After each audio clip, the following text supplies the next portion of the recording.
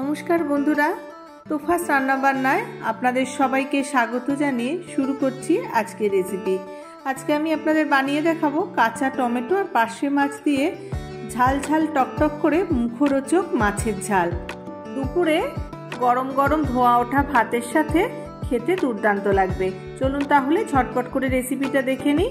পার্শে মাছগুলোকে ভালো করে কেটে ধুয়ে বেছে জলটা ঝরিয়ে নিয়ে আমি মাছগুলোর মধ্যে দিয়ে দিলাম পরিমাণ মতো নুন আর দিয়ে দিলাম অল্প হলুদ। নুন আর হলুদ এবার মাছের গায়ে খুব ভালো করে মাখিয়ে নেব।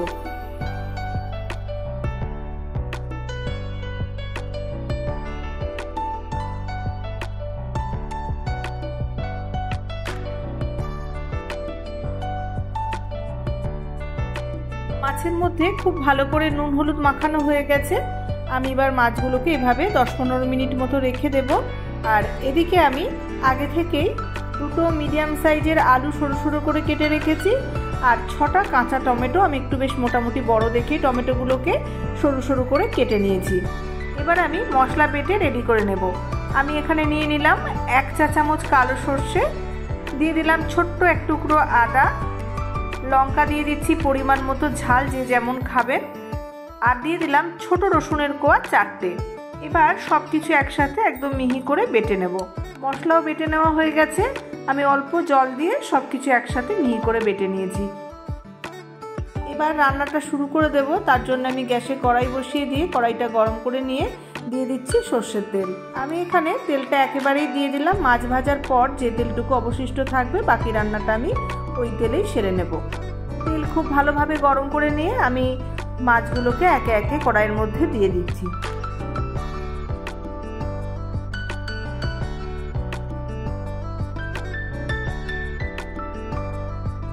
তবে কড়াই আর তেল দুটোই কিন্তু খুব ভালো করে গরম করে নিতে হবে, তা না হলে কিন্তু মাছ দেওয়ার পর অনেক সময় কড়াইয়ের মধ্যে আটকে যায়। এক পিঠ আমি ভালোভাবে ভাজতে দেব। মাছের এক পিঠ বেশ ভালো মতো ভাজা হয়ে গেছে। এবার মাছগুলোকে উল্টে দিয়ে আমি অপর পিঠটাও ভেজে নেব।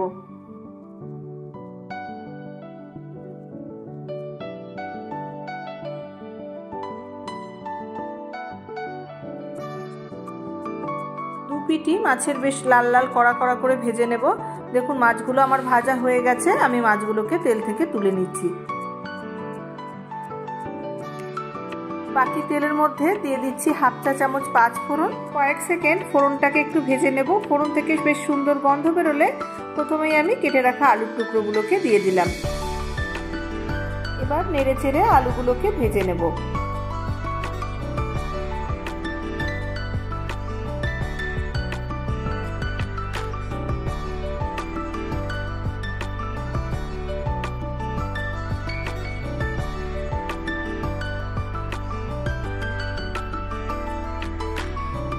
আলুগুলো যখন ভেজে নেওয়ার পর হালকা লাল লাল হয়ে আসবে তখন এর মধ্যে আমি কেটে রাখা টমেটোগুলোকে সব দিয়ে দেব। এবার টমেটো আর আলু একসাথে নেড়ে চেড়ে 2-4 মিনিট মতো ভেজে নেব।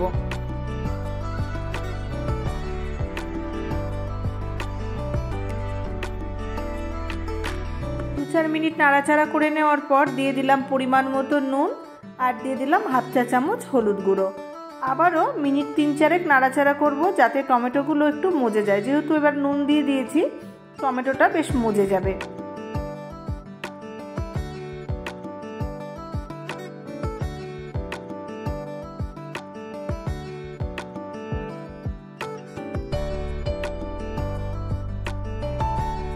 এখন টমেটোটা বেশ মজে এসেছে, পরিমাণেও কিন্তু বেশ খানিকটা কমে গেছে। এবার একে একে আমি এর মধ্যে মশলা দিয়ে দেব। প্রথমে দিয়ে দিলাম 1/2 চা চামচ জিরে গুঁড়ো, 1/2 চা চামচ ধনে গুঁড়ো, আর দিয়ে দিচ্ছি আমি আগে থেকে যে মশলাটা বেটে রেখেছিলাম সেই মশলাটা। সামান্য একটু মশলার বাটি ধোয়া জল আমি দিয়ে দেবো যাতে গুঁড়ো মশলাগুলো যাতে পুড়ে না যায়। আবারও নেড়ে চেড়ে মিনিট 2 মতো একসাথে সব কিছু কষিয়ে নেব।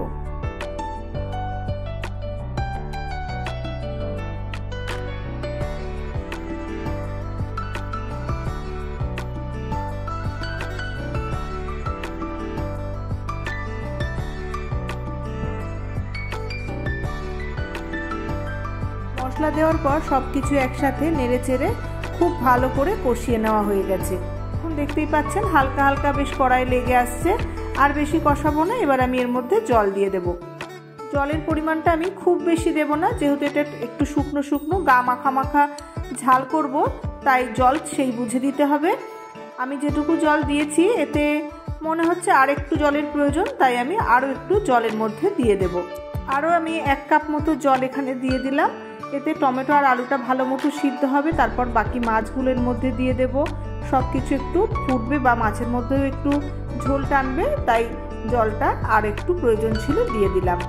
এবার একটু ফুটতে শুরু করেছে, ঢাকা দিয়ে দেব।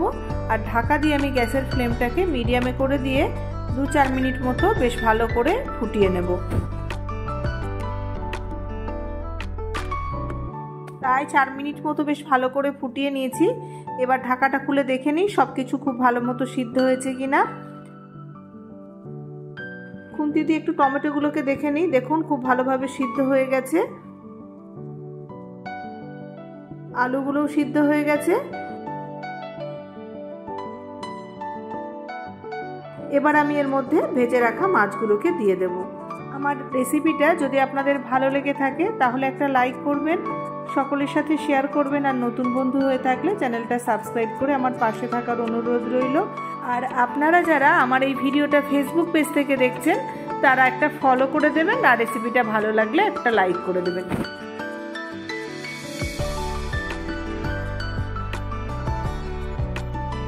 এবার আলতো হাতে খুন্তি দিয়ে নেড়েচেড়ে মাছগুলোকে একটু ঝোলের মধ্যে মিশিয়ে দিচ্ছি। তবে খুব বেশি নাড়াচাড়া করব না, তাহলে আবার মাছগুলো সব ভেঙে যাবে। এভাবে আস্তে আস্তে নেড়েচেড়ে আমি মিশিয়ে দিলাম, যাতে মাছের মধ্যে বেশ ভালো করে মশলা বা ঝোলটা ঢুকে যায়, আর মাছের ফ্লেভারটাও বেশ ঝোলের মধ্যে মিশে যাবে। এবার আমি একদম গ্যাসের ফ্লেমটাকে কম করে দিয়ে আবার একটু ঢাকা দিয়ে দেব।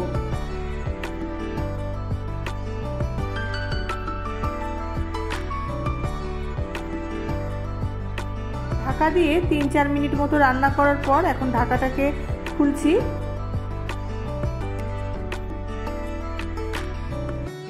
এখন কিন্তু ঝোলটা বেশ আগের চেয়ে অনেকটাই কমে গেছে, শুকনো শুকনো হয়ে এসেছে। এবার এর মধ্যে আমি অল্প করে কাঁচা সর্ষের তেল ছড়িয়ে দেব, তাতে আরও ফ্লেভারটা ভালো আসবে। সর্ষে বাটা বা এরকম রান্নার মধ্যে ঝাল বা চচ্চড়ির মধ্যে যদি শেষে একটু সর্ষের তেল ছড়িয়ে দেওয়া যায় তাহলে স্বাদ কিন্তু অনেকটাই বেড়ে যায়।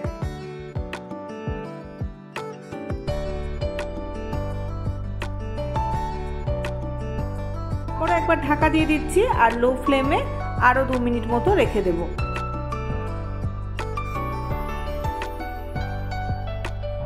2 মিনিট হয়ে গেছে, ঢাকাটা খুলে নিয়েছি আর সাইড দিয়ে এবার তেল ছাড়তে শুরু করে দিয়েছে।